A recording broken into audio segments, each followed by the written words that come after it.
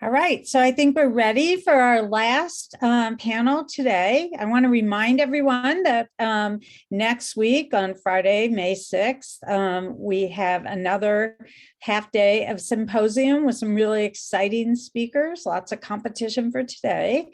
But this afternoon, we have two people who are really well versed in this world of social media. So we have the pleasure of working with Jessica Hulsey and her team from the Addiction Policy Forum on our J-Coin project that you've heard about today. And, you know, Jess has taught me so much. I really mean that, Jess, like about social media and communication just in the last couple of years. It's amazing. And then we have the famous Stacey Houston, who, you know, used to work with us at ACE until he moved on to other ventures in life. So we're really pleased to have this panel, and I'll let you guys take it over. Great. Thank you so much, Faye. This is so cool to be able to be here and to moderate a session with Stacey. This is really exciting. If it's okay with everyone, I thought for anyone joining us who isn't aware of Dr. Houston's background, that we could start with a little bit of an introduction, and then I have a couple questions to get us started and a bit of a dialogue on the amazing work that you do. Does that sound good? Awesome. All right, so Dr. Stacey Houston is a research lead at Instagram. He currently leads research for Instagram's Equity team, which he co-founded in its quest to ensure people from underserved communities feel welcomed, supported, and empowered on the platform and in their everyday lives. Dr. Houston uses a variety of advanced quantitative and qualitative research methods to understand user need and to support product teams in building equitable products. Dr. Houston draws from his prior academic and nonprofit research experience in racial inequity to drive strategy decisions across the company. He also engages external stakeholders in conversations about how to address inequities in research and the product development process. Stacey has dedicated his career and most of his life to addressing social justice issues. He focuses on understanding the experiences of marginalized users. Prior to working at Instagram, Stacey was a professor where he taught courses on race and the criminal justice system. He also taught in jail for 2 years. In his free time, Stacey enjoys buying sneakers and spending time with his 2 young daughters. And I'm so excited that we get to spend an hour today chatting, Stacey. This is great. Thank you so much. Excited to be here. Yeah. So first off, can you just tell us a little bit more about your role at Meta? Absolutely, absolutely. So as you mentioned, I'm a research lead.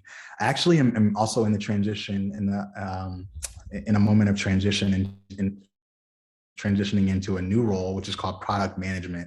I think sort of what's interesting for me is that I've only been in the world of tech for 2 years, and I'm still very much figuring out what it actually means to be a researcher and to be an advocate and an activist, and a person who is trying to sort of translate the things that I've cared about for so long into this space, and especially at a big company, and again in the world of tech. So I don't even know what this transition to product management will look like. I'm still actually figuring out what it means to be a UX researcher, as opposed to, just a researcher or a more traditional or academic researcher. But I think the sort of through line here, and even in my transition to product management, is that I just generally have my ear to the ground, and I'm very much here to at the company to make sure that users from underserved communities are heard, and that their experiences are sort of valued and uplifted in all of the things that we do at Meta, in terms of the products that we build, the policies that we implement, all of those good things. And that's sort of the impetus for the equity team as well. Making sure that there's a team that can sort of build around that. And we really use research as the foundational piece of deciding what to build and how we build and what we build. And again, all of that comes from talking with users, talking with people, whether that's from a survey perspective or from interviews. I've been able to fold in all kinds of methods to be able to build that foundation for the team and for the company more broadly. Well, that's amazing.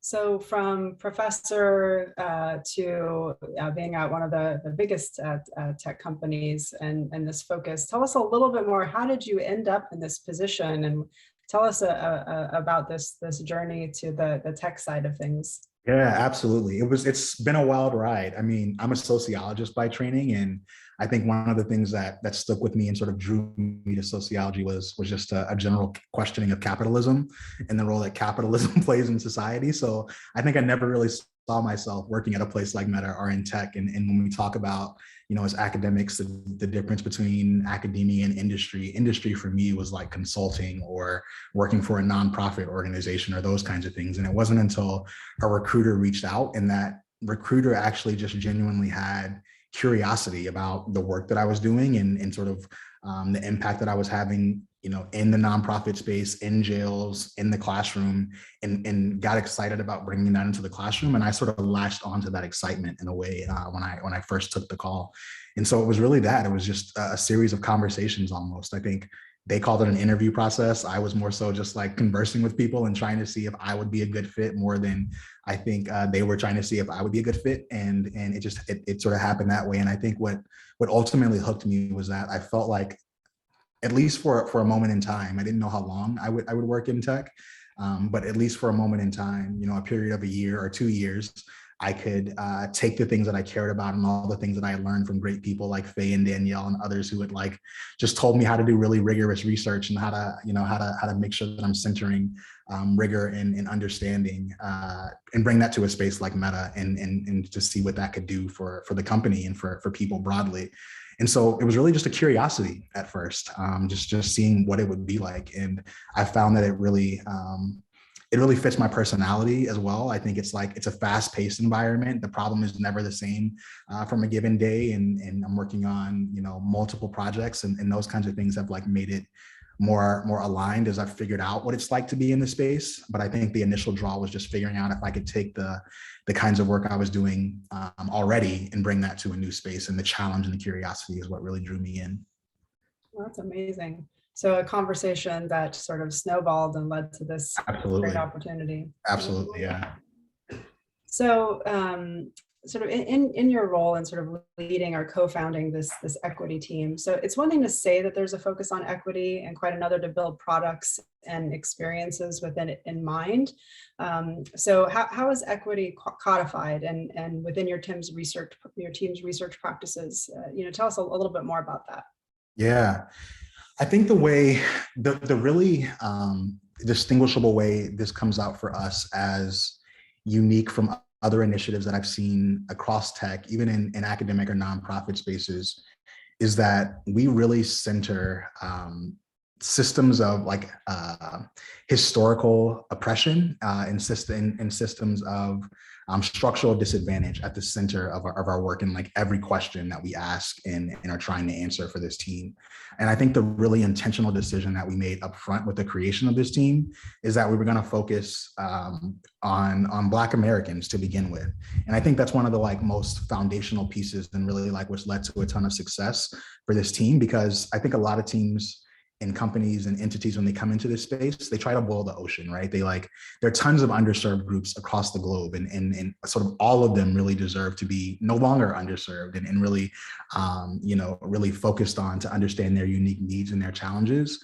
But I think what became clear to us is that we can't serve everyone unless we serve everyone, and we have to really start somewhere, right? And so starting with the Black community and really centering their experience and their challenges and the way they've been historically disadvantaged is what becomes the prioritization strategy, if you will, for this team. So anytime we're making a decision about what we take on or what we do or how we build or why we build, we always go back to what are Black users in America for now telling us, and we really also center on the idea that once we start understanding some of those challenges, solving challenges within the Black community, it's a heterogeneous group, right? And intersectionality is an important concept that we hold near and dear. And so solving for Black women means we also solve for women, right? And solving for Black people in low income communities means we also serve for other people in low income communities.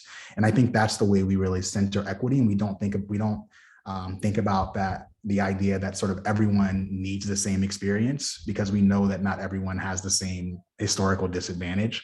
And so we build with that in mind and really center one community and hope that proliferates. And not even hope, we seek ways that we can build that from that understanding in ways that proliferates to many communities as well. Well, that's amazing. So so many lessons learned and other products that are going to come out of your work you're doing right now. Yeah, you said what are some of those? So there's so much work that can come out of the work that you're doing now. So thinking of that and sort of your tenure at Meta, what's sort of a bright spot for you, or something that you're really proud of today that you've been able to contribute and really see sort of advance, solving problems and serving the Black community? Yeah, I think the establishment of the equity team is huge, right? Because Meta had been thinking about these things in different pockets across the company before I got there, but the development of a team that is fully staffed with engineers and designers and product managers and like really centers on this experience, right? Like I think it's a global company that is really worldwide, and to have a team that's specifically focused, for now on Black people in the U.S. and will begin to expand to other underserved communities is a huge feat. I think the other piece has really been language, right? Like one of the first. Thinking about the concept of equity, for example, as different from diversity and inclusion is another aspect. And I think that's one thing that's important for just doing this work. Social justice work more broadly is really grounding in foundational language and understanding, right?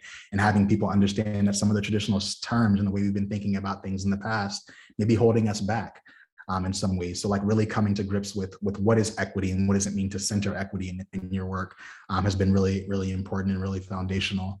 And then I also founded the Racial Justice Research Council at the company, which is an entity that is now helping researchers across the company think about the sort of the methodological and the methodological ways and the skill set, the sort of bag that researchers can bring to sort of make sure that underserved groups' voices are really heard in all research. And so building that out as a way of like scaling the work, right? So even if there's not a full team dedicated to equity in this space, and we can't, necessarily solve all the problems for the company. Well, there's researchers on every team within Meta. So if we can have research, which is where the foundation of where from which we build, all of them thinking about inclusive research practices and equitable research, then the idea is that those thoughts of sort of the broader community and historically underserved community will be infused into everything we do. So that's another one of the biggest things and things that I sort of, when I have a moment to think back on what I've accomplished in such a short time, is that I'm really proud of. Well, those are three pretty bright spots, pretty bright spots. So that's great work. Thank you. So in looking at your academic work, sort of going into your previous posts, your work focused on the intersection of gender, race, and access. And we hear a lot, rightfully so, about inequity in systems like healthcare, justice, and housing. What are the impacts of inequity for the sorts of products and experiences that you work on? Yeah, I think the big one of the big sort of learnings and things that I've helped understand across the company is the intersection between things that happen sort of on and off platform, if you will, right? So there are tons of things that we can think about in terms of thinking about users' experiences on platform and how those may be different or similar across groups. And then there's a whole nother thing to think about how people's lived experiences off the platform intersect with how they use our platforms and sort of what's available to them and how they have access. So I think in a lot of ways, the background work that I've done around just sort of racial disparities broadly has really helped infuse the way we think about who people are when they get to our products, and how like our products then intersect with what happens to them when they're not using the products. And I think that's one of the really important ways that it's come about.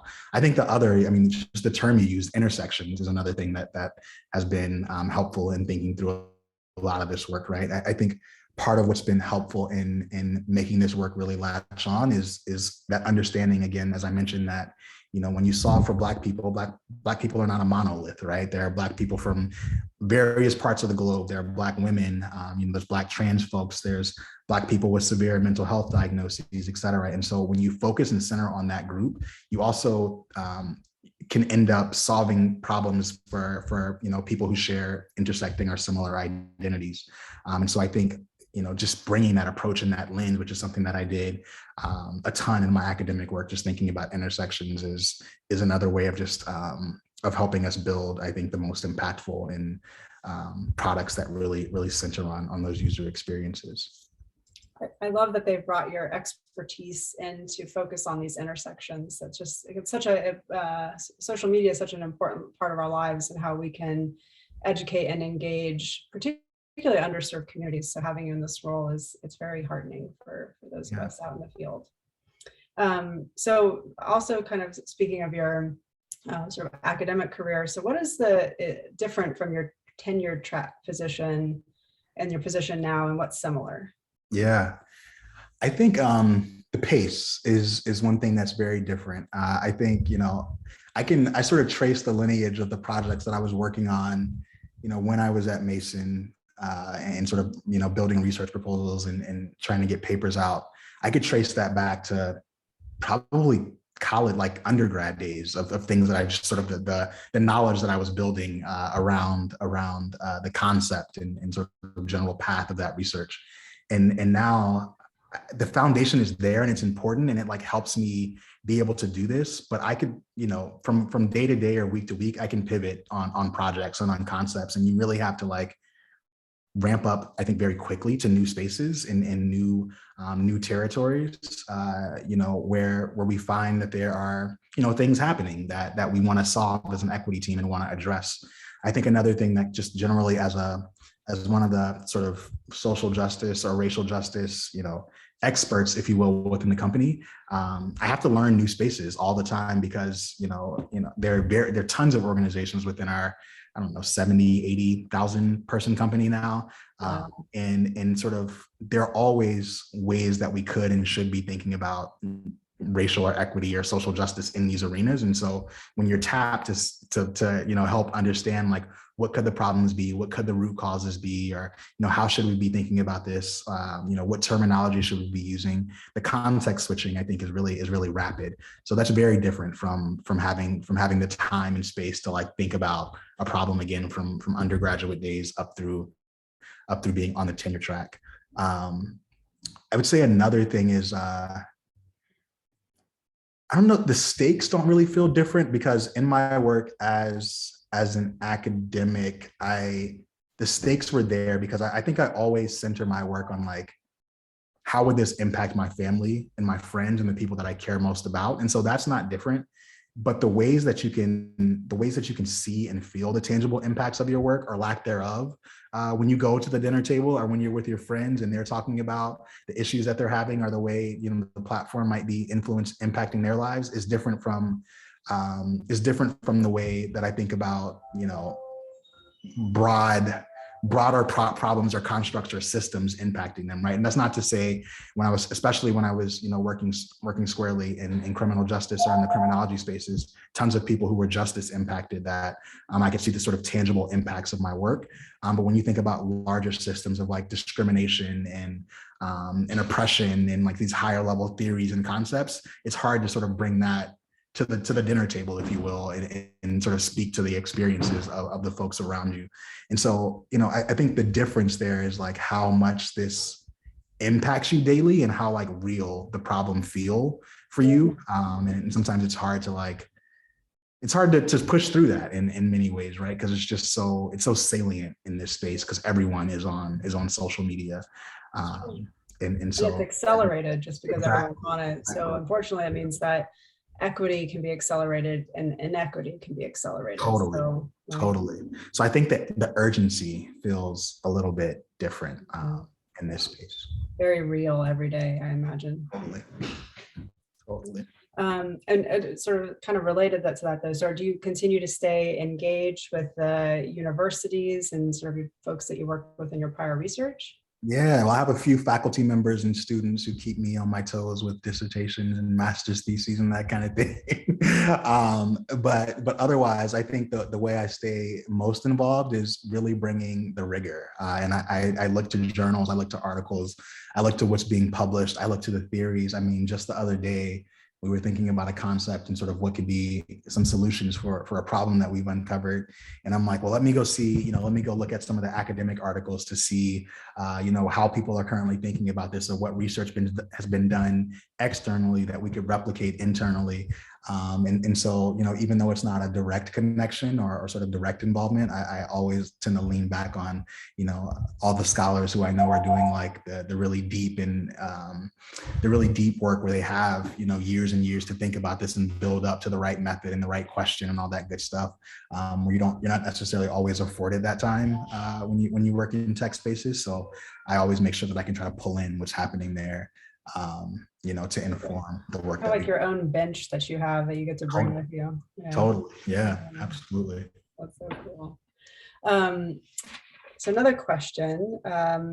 So in your role at Meta, how have you seen, or what projects and initiatives have you worked on that have helped move social justice forward? Yeah, well, I got a really cool opportunity to really lean into the work that I was doing, at Mason and prior around returning citizens.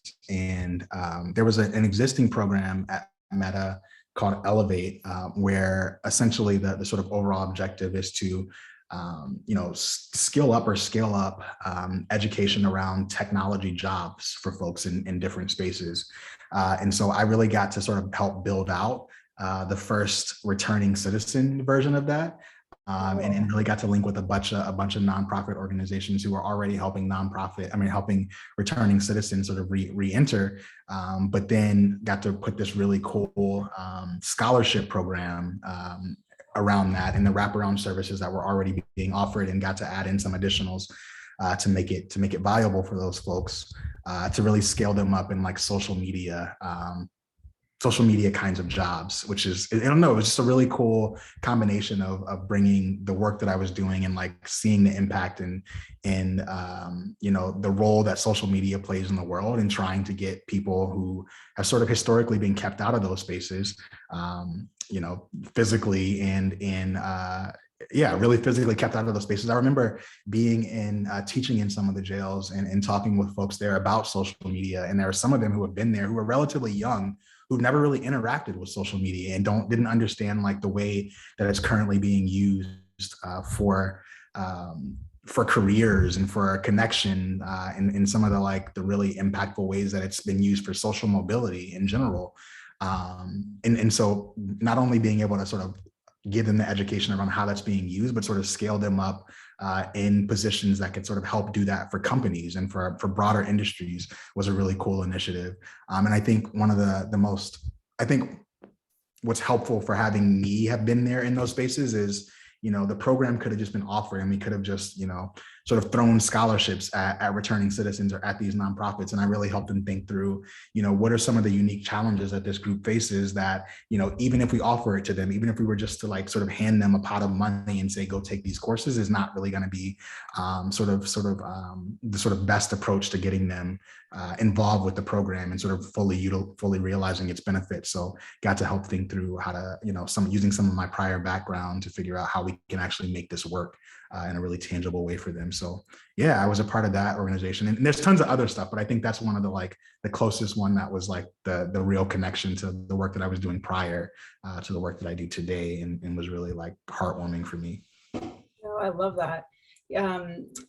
Some of the work that I've done and been really committed to is on improving reentry resources and working on the Second Chance Act. And April's actually Second Chance month, so we're sort of closing it out. So to hear that, 20 years ago when we started working on this, that the thought that there would be a special initiative focusing on tech careers for returning citizens and sort of gaining access to kind of a whole corridor of professional engagement that really has been cut off. That's really exciting and hopeful and really, really amazing to have you there making these things happen. Yeah, and I remember as we were doing like some of the external just sort of engagement, initial reach outs and a bit of research to understand how to build out the program in a way that, really served their needs. Many of the co-founders of these nonprofits are people who are just as impacted themselves and like wanting to figure out how to use social media to make money or to get more membership or really get the word out about the organization. So even the founders are really eager to like take the course and sort of learn and partner with some of our social media communications experts as well. And so I don't know, just a really full circle moment. And now the program is expanding beyond just social media, like partnerships and communications kinds of roles, to training engineers and doing some of the more traditional, if you will, tech roles as well. And it's been really, really cool to see grow. Oh, that's wonderful. That's so wonderful. A couple more questions. I see one question that's come in from our panel too, but a little bit more digging in here. So how have you seen researchers use Metaspaces to disseminate and translate their research to other researchers, practitioners, key stakeholders, people with lived experience? How are they using your platform for that function? Yeah, I think one of the sort of product things that my team has built, and I got the opportunity to help just sort of advise on the strategy and development of, is really leaning into the sort of social activism behavior that happens organically on social media platforms, on Instagram specifically. So we built a product called it's around social movements, and we're going back and forth on the name, but we have our sort of beta, our prototype out there that again really leans into like the hashtags around activism. And I've seen researchers really use those tags not only to like get the word out there about their projects or about their sort of career or professional things that are happening with themselves, but really just to help build into those movements by spreading awareness around really impactful and important things that are happening. So I've really seen researchers take I don't know if researchers even think about it in this way. I know I certainly didn't, but in sort of my observation and research in this space, researchers have really become a part of social movements and social causes in a way that I guess I haven't seen historically. But again, thinking about social media, it's still relatively new, and I really think there's an opportunity for researchers to lean into that a little bit more, because when they're pushing out content about the experiences of underserved groups, or again highlighting some important and key situations or moments in around different topics, they're in a way like building up not just knowledge, but building momentum around these spaces, and people really latch on to that. And if you think about a hashtag like Black Lives Matter, for example, and researchers who might be doing research that's even tangential to like build that body of evidence, and for anyone to be able to go and sort of get the indirect rigor and knowledge that has come from a researcher in helping to situate a moment in the Black Lives Matter movement is I think really impactful in a way that hasn't been fully realized, but I see it happening every day. And I think, when I was more active, in particular on Twitter, I think I saw this happening there a ton. And I guess I was sort of building into that in my own way as well. We really create these communities of like an intersection of knowledge and movement that I think is really impactful for bringing awareness and sort of building momentum around those issues. You can almost think of sort of hashtags as being sort of a bridge that can link those in the community and researchers on specific topics, right? It's like a bridge. Totally. In a way that I feel like I've seen some journals now use hashtags as well. It's always been keywords, and that's like, I guess, a journal's version of a hashtag. But it's definitely, it's exactly what you said. When you bring that to these social media platforms, I think it brings communities together in a way that doesn't organically happen in just a journal article, if you will, right? Where the journal articles primarily have been ways for academics to communicate with each other and really build this robust knowledge that ultimately pushes the field forward. I think when you sort of bring the community in on that through social media, there's a new knowledge creation, and they get to have reactions to the work, and we're forced to sort of break it down and again highlight key moments that intersect with our work that they can really relate to and interact with and engage with, that I think ultimately gives us new ideas for direction and new avenues for research. Yeah, because you bring more people to the table, so more opportunities and leads potentially. Totally. One of the things that we like to do at Addiction Policy Forum is like translate those journal articles, and we're very partial to reels and little mini videos that Oh, are let's see. perfect I for gotta see. Yeah. Instagram, and Yeah. so it's amazing. And also doing it in a way that people can keep their sound off, and you're putting sort of a key journal article and making sure someone can find it with that hashtag, making it understandable to a variety of audiences. I think that is this platform, I think, can be a game changer on spreading new research knowledge when we get innovative on how we use it. Yeah, that's so cool. I remember one of the last articles I published in my tenure track role. I remember them doing like a short, or wanting to do a short video, and they circulated that on Twitter. But at that time, I don't think TikTok was as popular as it is, and just short form video in general, which is a direction that that social media companies are going. But that was the first version of it. I think that was an attempt at breaking into that world, and to sort of to have it be in that space, I think could be, doubly, triply, quadruply impactful. Yeah, sky's the limit when you start using, these things. And we don't put them on TikTok. My children tell me I'm too old for TikTok, but I put them on Instagram, that's for sure. So. Yeah. My kids joke and say that when I get on TikTok, that's when it'll go down. That's when I'll I think there's a bar in my household. It's just not allowed to not allowed to happen at this point. Yeah. So I have a question here from Danielle, but her question is a practical one. What advice would you give to graduate students who are thinking about alternative academic career posts, post PhD, about working at Meta or in the social media realm more generally? What skills should they focus on in grad school? What types of spaces are opening up, and what could they contribute? Yeah.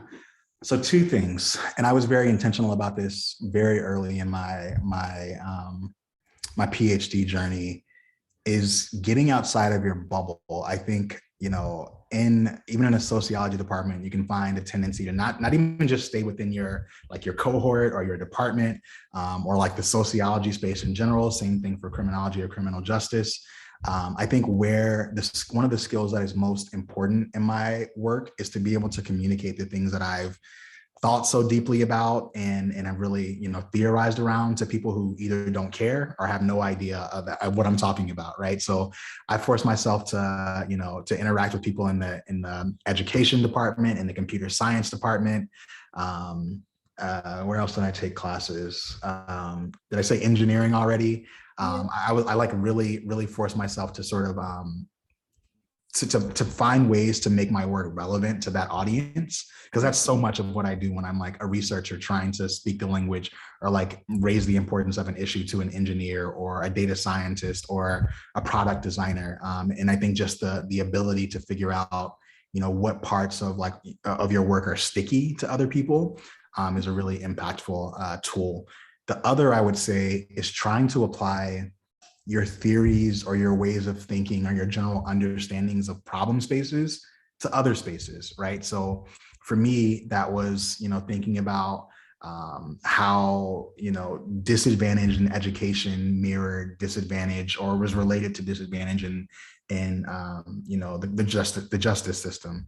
But I think those, like that exercise of taking those concepts and applying it in other spaces is really impactful.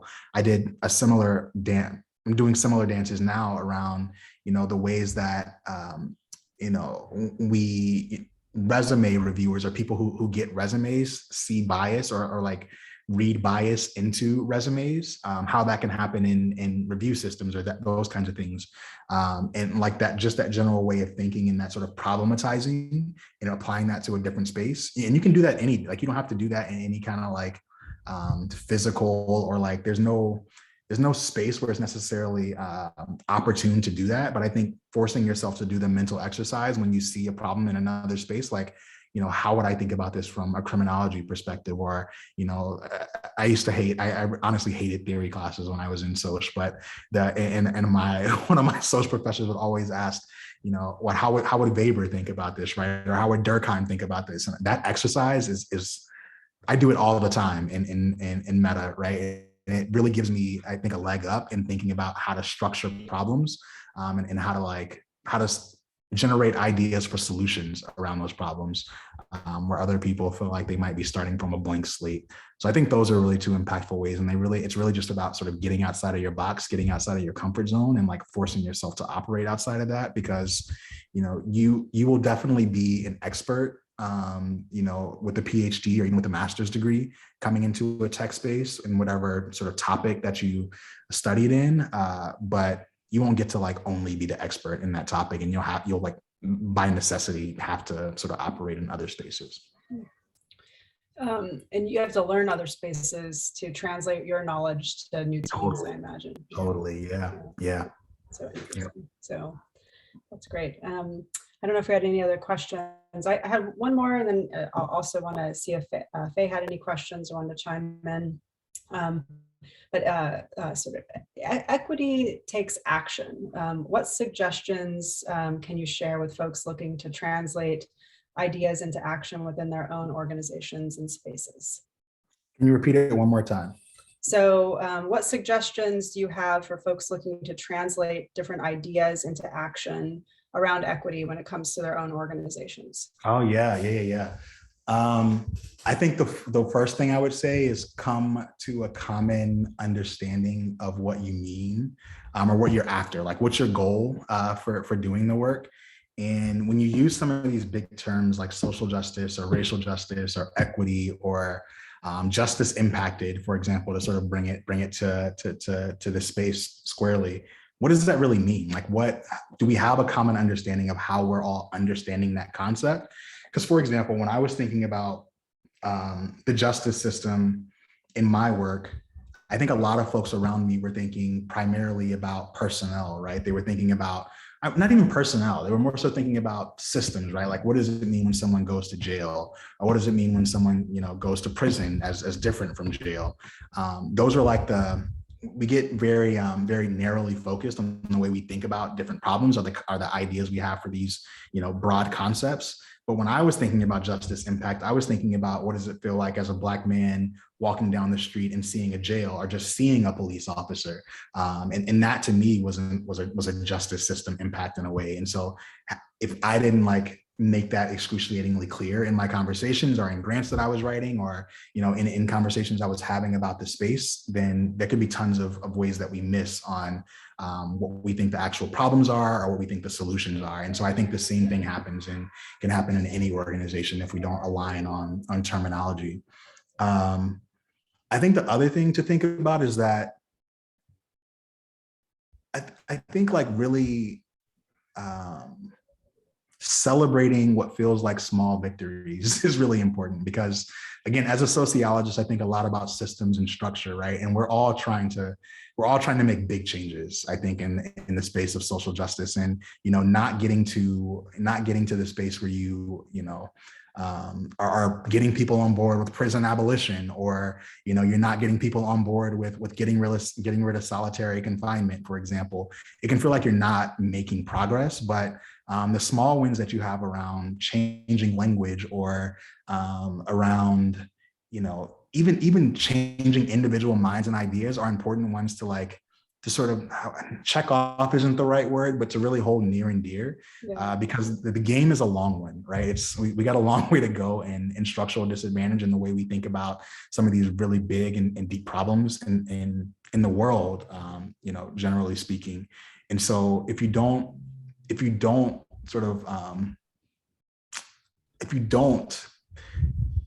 celebrate the mile markers, if you don't take those things as win, it can just feel like you're just constantly running through the mud and not getting anywhere, and it can be very personally demoralizing for you and your team and your organization. And so taking those moments to celebrate the small things is I think really important to have longevity in the work. No, I love that. It's good advice. So for translating this into action on our own spaces, come to a common understanding, know your goal, get clear on terminology. That language piece is important, and celebrate the small victories. I love that advice for all of us. I think that's really even celebrating the establishment of a goal in these tough spaces is something that should be celebrated. There's so many problems. There's so many ways that we that we could try to solve these problems, and coming to agreement on like my team, my organization is after this thing and agreeing on that is a victory, right? Like we have victory. it's a victory. So That's worth a celebration. For sure. Yeah. No, that's wonderful. Well, I'm so grateful for the work that you do. This is so inspiring. And kudos to them for bringing you in and having sort of the foresight to understand that they need to have researchers with your background to really drive this forward and see change. That's amazing. Yeah. So Faye, other questions or things to add? I just want to give a moment for any questions you might have for Stacey. Well, there is a question from Cameron in the chat box. So I'll just read this question, then I do have one question. So Cameron Shaw, who is one of our research associates at ACE, she basically wrote, there's so many really powerful conversations happening on Instagram about social justice. I've noticed on my own feed that many Black women creators, especially those at the intersection of being trans, disabled, neurodivergent, etc., face additional risks of being flagged for content that can push people beyond those comfort zones. Are there ways for your team to lean into those accounts, experiences to inform your own research further? I think so. This is Cameron, great question. Probably the stickiest question I get whenever I do these kinds of conversations, and I do them with creators. I do them with Black creators squarely, where we like the entire focus of the conversation is this question. So really good question. The first thing that I'll say is I've done, along with a collaborator, a ton of research around this topic. And I think one of the things that is important to call out with this concept is, I think one of the things that you're touching on is this concept of shadow banning that we've heard, right? And I think one thing to like really sort of tease out around this is a lack of transparency, which creates the sort of first part of this around or like calls out the shadow in the banning part. And I think this is like ultimately what you might be getting at here. And we've done a ton of work in this space, and I think it's like I think if we really crack the nut on transparency, a lot of this will be alleviated. And I think that's one of the ways that we're really trying to address it. One of the products that I led on the equity team specifically was around technical issues, transparency. And I think when Adam spoke about it, he called them bugs, technical bugs in engineering language.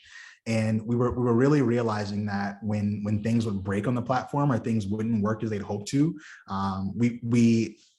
we're not intentionally like trying to single out a particular community or single out a particular topic. As we talked about a little while ago, people use our platforms to advocate for different issues and to like bring awareness and momentum around movements and causes. And, the Black community is doing that in abundance in particular. And, the systems aren't perfect, and things happen where they break, and they break sometimes at really inopportune moments when people are like really utilizing or leaning on the platform to talk about these issues. And so I helped build a product that will bring transparency to when these things are not working as they should, to help alleviate some of that concern that we're doing this in this intentional moment so that you can't connect with your audience, or so that you can't speak to the community that you care about or bring awareness to these particular issues.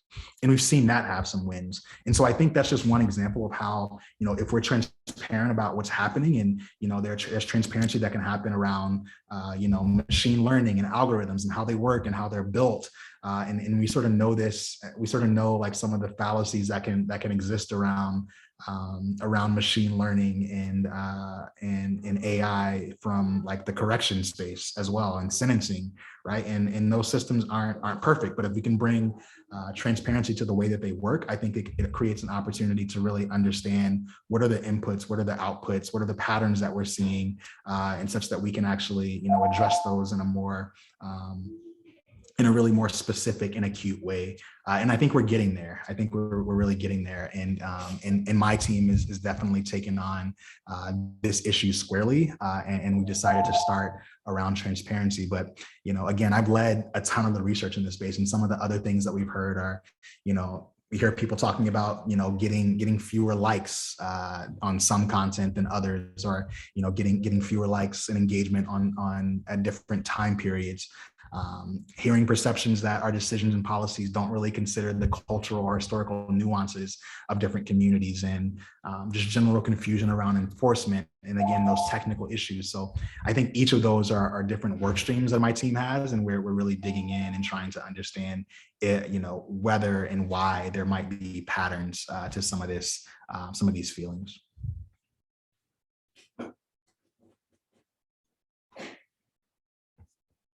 Okay, thank you. That was awesome, Stacey. It was so awesome to see you. Faye and I are texting each other like, oh, we love him. We miss him. Please come back. It was really good. Thank you, Jess. I know you have to run. Thank you very much for being with us, both of you. And Stacey, just so many, I was just writing like crazy. So many little tidbits of things that now I have to spend the rest of my weekend thinking about. Thank you guys. That was awesome. Thank you very much. Thank you.